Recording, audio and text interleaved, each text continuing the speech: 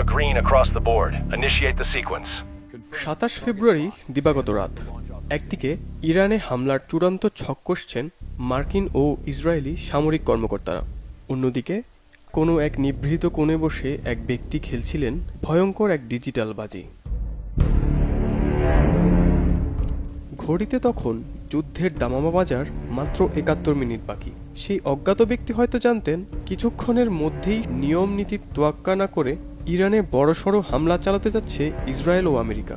এই আগাম তথ্য কাজে লাগিয়ে তিনি পলিমার্কেট নামক একটি বাজির সাইটে $৮৭,০০০, যা বাংলাদেশি টাকায় প্রায় ১ কোটি টাকা বাজি ধরে বসেন।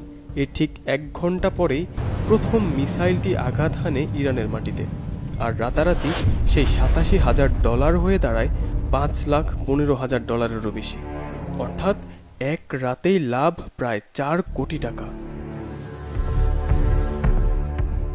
অনলাইনে এই রহস্যময় প্রোফাইলটি পরিচিত মাগা মাই ম্যান নামে।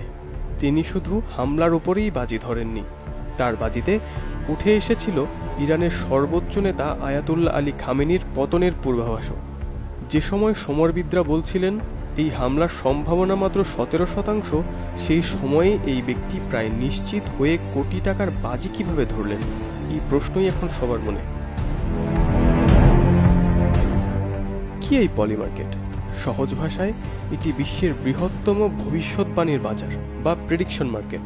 এখানে মানুষ ভবিষ্যতে ঘটতে পারে এমন কোনো ঘটনার ওপর টাকা বাজি ধরে। তা হতে পারে মার্কিন নির্বাচন, অস্কার জয় কিংবা দুই দেশের যুদ্ধ। এমনকি বাংলাদেশের গত ত্রয়োদশ জাতীয় নির্বাচন নিয়েও এই মার্কেটে চলেছে বিশাল উন্মাদনা। তখন আন্তর্জাতিক জুয়ারিরা বাজি ধরেছিল তারেক রহমানের জয় কিংবা জামায়াতের সিট সংখ্যা নিয়ে। কিন্তু এই গল্পের আসল মোড় অন্য জায়গায়। এই প্ল্যাটফর্মের পেছনের কারিগরদের দিকে তাকালে রহস্য আরও ঘনীভূত হয়। খোদ ডোনাল্ড ট্রাম্প জুনিয়র এই প্রতিষ্ঠানের উপদেষ্টা, আর তার বিনিয়োগকারী প্রতিষ্ঠান এখানে কোটি কোটি ডলার বিনিয়োগ করেছে।